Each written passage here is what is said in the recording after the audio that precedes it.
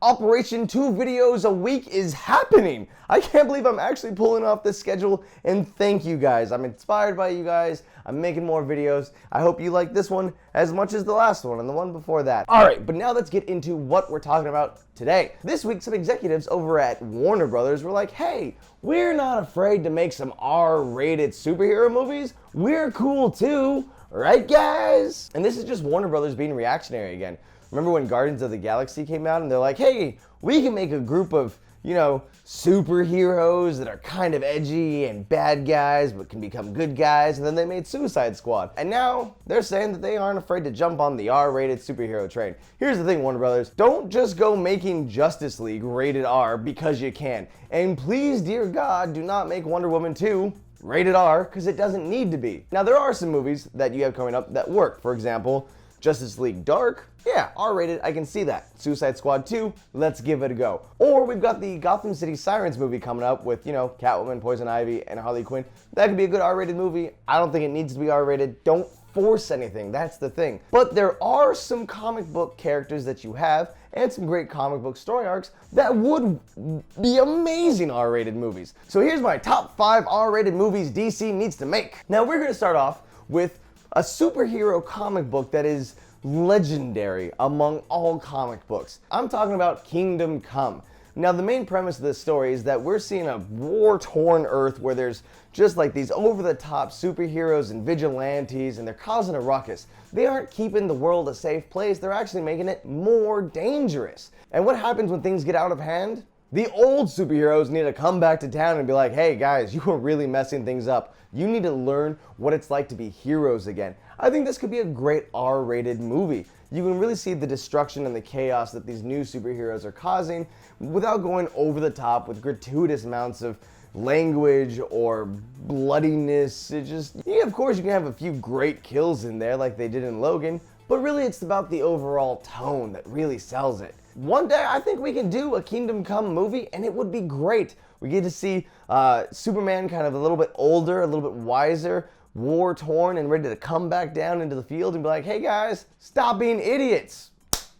Just stop it. Hey, but why does Superman get to have all the fun with an R-rated movie? Here's an obvious one. I love the direction that Batman is going right now, so why not we make an R-rated Batman movie? Now here I'm gonna stop you for a second, not because Batman kills or anything. Like, I like the direction that he's going, I like that he's actually evolving in the DCEU, but that doesn't mean we need to have like a bloody killing machine Batman character. No. The only reason it should be rated R is so that we can give the Joker the time on the big screen that he deserves. That is what we need right now. We need an R-rated Joker on the big screen. I've said it before and I'll say it again.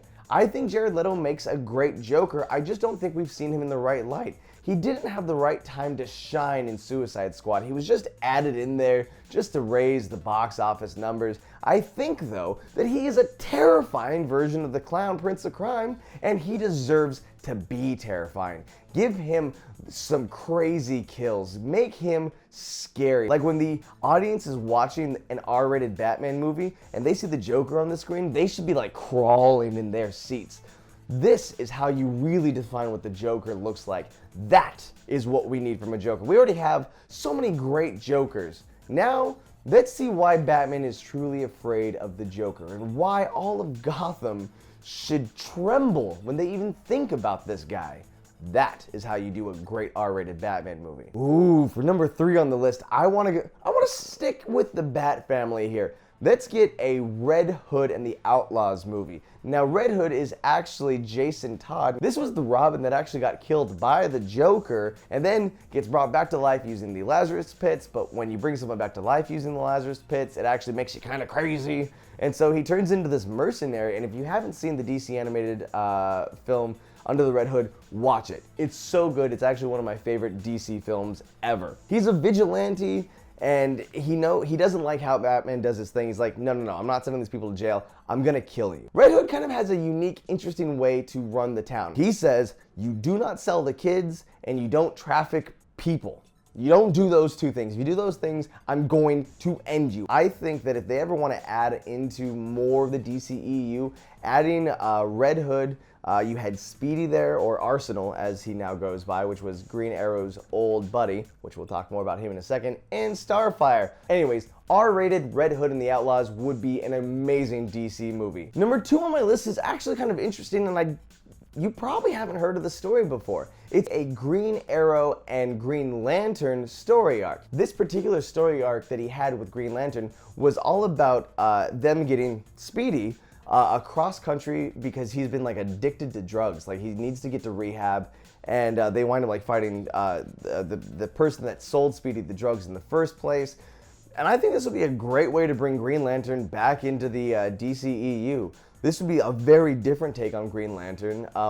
He's a little overpowered, and when you just have him fighting like gangs and drug members, like he can kind of just clear house without needing too much help from Green Arrow. But hey, maybe he doesn't have enough power in his lamp or something. I don't know. We can make the story work. But the fact that they really tackled some really big topics in this comic book, because you had like very right-wing Green Lantern and very liberal Oliver Queen, and then them just like, they didn't really agree on stuff, but they were both friends with Speedy, and they're like, we're gonna help you out. So you had the two ideals of these two giant characters like constantly clashing, plus touching on something as strong and sensitive as addiction.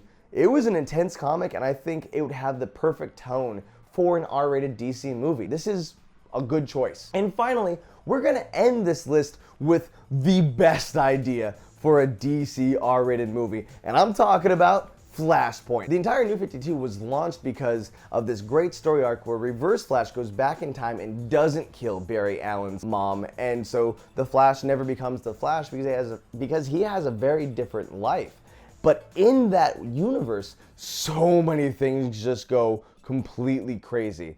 They tried to touch on Flashpoint a little bit in the TV show, but they did not do it any justice.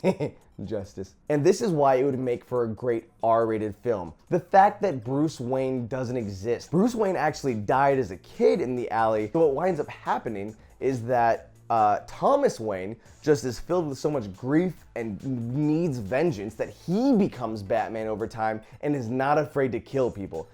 If DC is afraid of making an R-rated Batman movie, this is how you make Batman R-rated, and you can kind of get away with it because that's not really Batman, it's Thomas Wayne. And then the big twist, I'm sorry for spoiling this for a few people, but if you haven't, seriously read it or watch the DC animated short, Flashpoint.